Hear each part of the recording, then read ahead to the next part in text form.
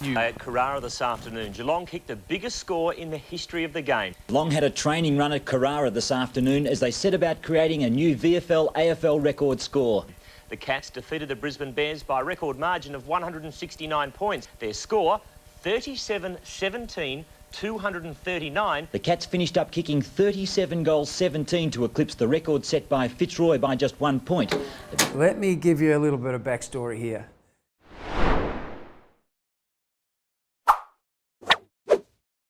The interesting thing with this particular game was that when I got to Brisbane, it was one of the first subjects that came up with Robert Walls.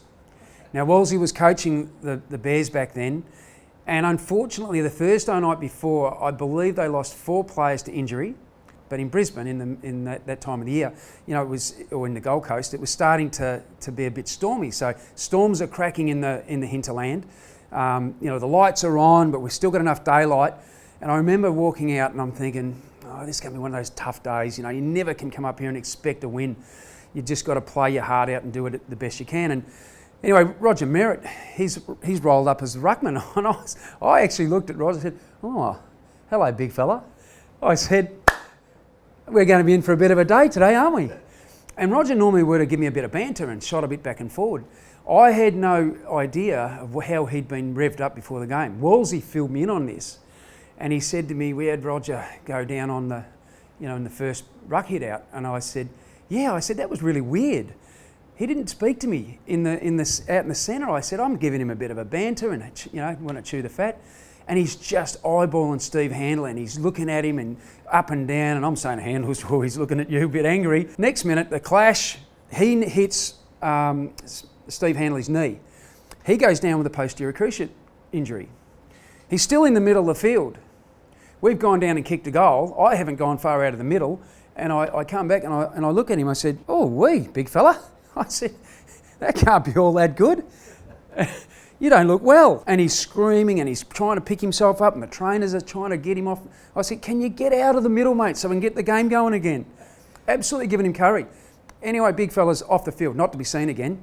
And then poor Matthew Kennedy steps in as an undersized ruckman against Steve Handler, who's actually playing really good footy. And away we went from there. It was just, handbrake was off and there was nothing to stop the floodgates, and we were on fire. We were absolutely on fire as an attacking side at that point in time.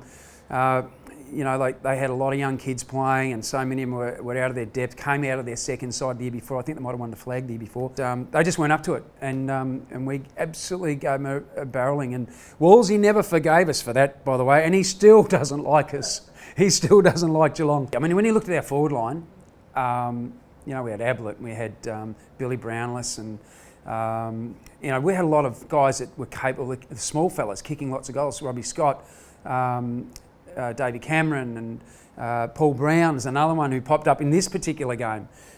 6 goals, Brownie, well done. So there was just a bunch of guys that you just knew all we had to do was supply and give them a real good chance one out. And if they were on their day, look out, it was just mayhem.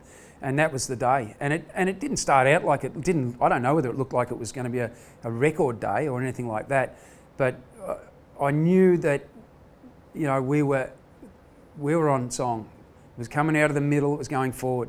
If it was coming out of defence, it was hitting targets up through field. Field position was in our favour. So it didn't really matter. And they were just, unfortunately, the boys from Brizzy that particular day. And I'll say that particular day because you know, sometimes you play really badly, and we were playing really well. So that was the formula, I think, for the day. They lost a heap of good players that would have made a big difference. Teams win games by scoring goals quickly. That had been drilled into us for you know, what was that, 92? So that's 3 years in. So you know, that's a mantra that we lived and died by. And you can see, if you look back through the results, you'll go, oh yeah, they kicked always were within reach. Not often did we get belted, and I reckon you could probably count on one hand in the time Malcolm was here how many times we got flogged, but we were always within reach or well in front. That was how we played, and that was the real ultra attacking mode. You know, perhaps if we had had a little bit more handbrake in us, We may have got better results elsewhere, but that particular day, no point putting a handbrake on, just let it go. If you had to ask me, I felt like I always thought I knew it was Fitzroy that held it, and if that's correct. Right, so they and I can't remember who that was against. Could even be against us. But yeah, it was one of those things, I suppose. We were just happy out there, going hard, barreling through, and when you're in that sort of a slot, and I think people will talk about it as being in the zone. Whenever anybody got it, it felt like you knew that someone upfield was going to win it over, and then create another opportunity. But I suppose you don't. I was never a big scoreboard watcher. I actually was lucky enough to get my hands on the footy in the last quarter, inside 50, and I forget who passed it to me, but I remember going back and I saw Peter Riccardi moved into a beautiful position. Now, 99 out of 100 times, I would have kicked it to you. Not on this occasion, my friend. I had a look at him and I went, I haven't got one today. And all these other blokes, these wingmen, halfbacks, have all shot down. Hinkley's got a couple, I suppose. And, you know, like he loved playing outside the defensive 50 a lot. And but it was an opportunity. I thought, no, I'm kicking one. I'm having one today. I want my name on the sheet for at least kicking a goal. I don't know how well I played or poorly I played. I just thought, no, I'm going to slip one of these through. So I went back and said, no, Rico, I got this. It's all right, mate. So I went back and I did. I just went bang. I just knew it was going to go through. And so when that went through, I thought, gee whiz, I wonder if we can get any more. There wasn't a lot of time left on the clock. We'd gone back to the middle and the ball popped out to the half-forward flank and Billy's on the end of it. And I thought, oh, big Wilbur. Gee, I wonder if we got a chance for another one. And the siren goes and he drops the worst mongrel punt I've ever seen come off his boot. I mean, I've seen him kicking from the wing nearly, and that's not a lie either. But he, for some reason, I don't know, it just fluffed off his boot and it went sideways and wobbled loads. And I thought, oh no, he's kicked it on a full. And it just slipped through from behind. And lo and behold, we go off the field and everyone's banging on about the record, and even Blighty spoke about it. He said, this is it, fellas. You are now world record holders. And we still are. So we start at the centre bounce, the start of the second quarter, and Handley's back on for Geelong after he rucked for the first 20 minutes and then went to the bench. Poole caught, dropped it, taken by Bain. And kicks back towards the wing where a good mark is taken by Bews, who's been quite lively so far in this match. Kicked by Andrew Bews over the centre, Stoneham in front, and Geelong out of trouble. Well delivered to Handley. A booming kick by Handley to half forward. Ablett! Well, Gary Ablett, 3 goals in the first quarter, has been worth the price of the air ticket already. Handley in towards centre half forward, and the mark is taken by Bairstow. McGrath doing really well on that half-back line, just brought down Ahmet. Oh, unattended Stoneham, well within scoring distance. And the defence there of the Brisbane Bears, fairly ordinary. And Barry Stoneham, well, I think he'd probably get the distance, even though the kicks aren't going all that much further at that left-hand end, but that's a lovely kick by Stoneham, straight through the centre. Towards centre half forward, well done, Windsor. Oh, he got rid of his opponent and then dropped the fairly easy mark. He's dumped off the football. Chance for Potter. Geelong will get clear. Riccardi, short kick into the centre. Bairstow marks. Noonan a little late on the scene and probably shouldn't have allowed Bairstow to get that handball away to Wills. Wills runs all the way up to the 50-metre line. Goes long with the drop punt kick. It is a great goal for Geelong. Between wing and half forward, centering. Bairstow's there, Scott as well. Oh, Bairstow read it off the hands, pings for goal. A beauty. Now, Brownless can kick a ball over a wheat silo. He is a tremendous kick. Bustling Billy Brownless. Lovely kick. Kick towards centre half forward. Poole. Got players running all the time in support. Here's Ablett. Goal number 4 to Gary Ablett. Oh, what another great kick by Ablett. Well, the Bears have managed just 2 behinds in this quarter, and the Cats have rushed on 8 goals 5. Stoneham wins in the middle. Hacked out of the air by Champion. On the chest of Leslie by Wills. Back he goes to Bairstow. Riccardi on the overlap.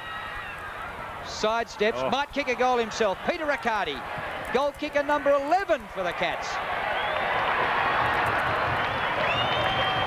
Well, it's happening so easily as Riccardi's gone in and kicked his first, and they've broken the century. You don't often see that in the first half of football, a team kicking over 100 points. Bews, now he isn't on the goal scoring list yet, and I think he's too far out to score this time. Brownless leads. Ablett goes to the goal square. Ablett a chance. Oh, he had it too and lost it. In danger. They've got 50 points to go. Bairstow runs up near 50 metres, kicks it long. It may go through. It'll be a mark anyway. Is it Brownless? No. Scott handballs it into the path of Brown. Brown still a chance. Shrugs the tackle, goes for goal and kicks another one. 5 goals now to Paul Brown.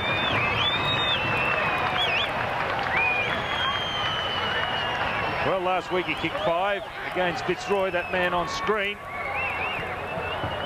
Coming into this match, he had 16 goals, 13. Accuracy was a problem, but tonight it's not a problem because he's only kicked a solitary point. And here he comes with his 5th goal. He kicked 2 in the second quarter, 1 in the third, and now he's kicked 2 in this the last quarter.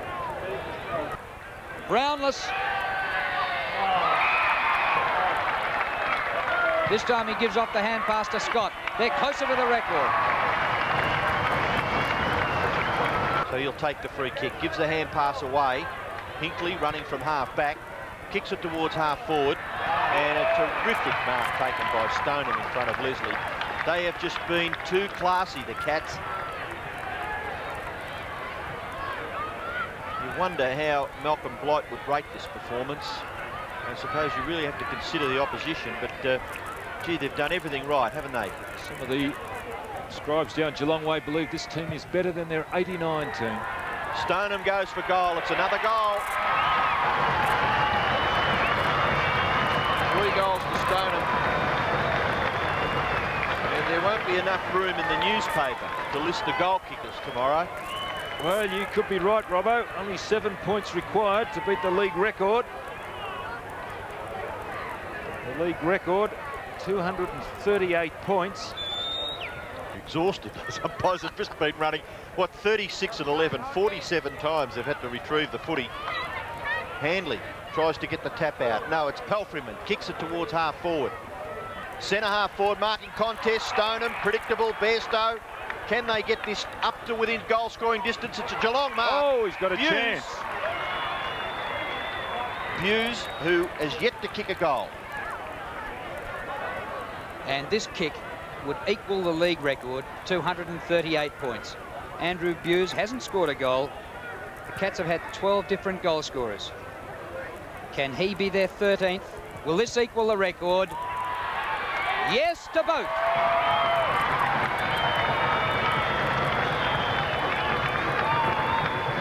Well, there's still 30 seconds remaining in this game for Geelong to get any score to hold the record on their own. Well, he's figured he's the only forward, Andrew Bews, not to have kicked a goal tonight, in the Geelong side, that is. His first goal, and what an important goal as far as Geelong is concerned, because he has equalled that record of Fitzroy against Melbourne in 1979 at VFL Park, 238 points. If Geelong are to get it, they have to break from the centre. They have done. Forsman up towards full forward. Brownless. Well, he'll kick the score. Most assuredly. There's only seconds left, but all he needs to do is kick it behind, and Geelong will hold the record score, and the Bears will have the, well, unenviable record of being the team that the record score was kicked against. Brownless kicks it behind. There's the siren.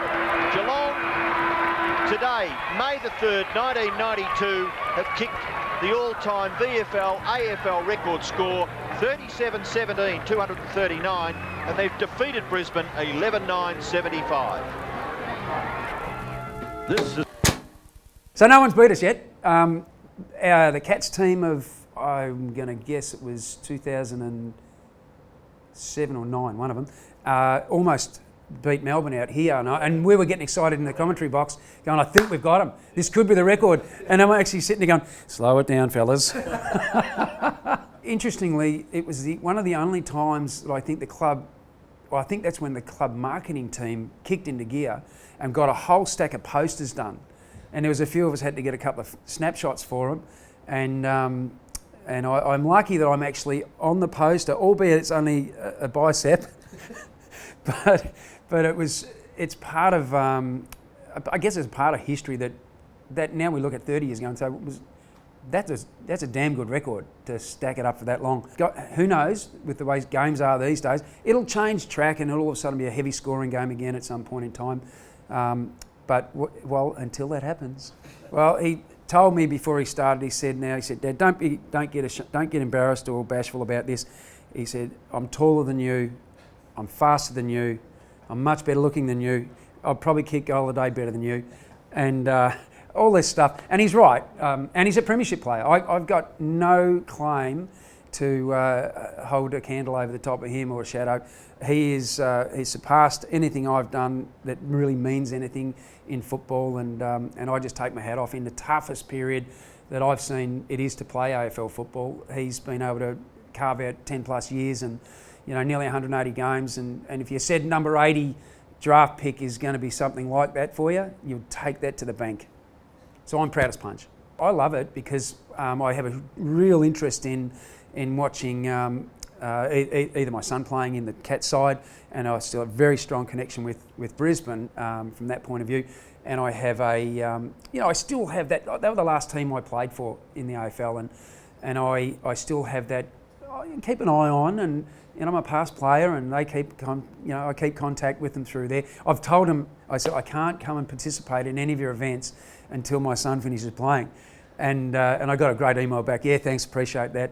But like I barracked hard for him in the grand final. I want him to win. As hard as that was that we were not playing, the Cats should have been in there winning another premiership. But that's another story, and it'll be one that'll be argued through the ages. But so it was, for me, it was actually an okay day because I did catch up with a whole lot of other mates from Brizzy. That was great fun. Sad that we weren't in it, but you've got to make the best of what you can when you can. And we'll go there again this year.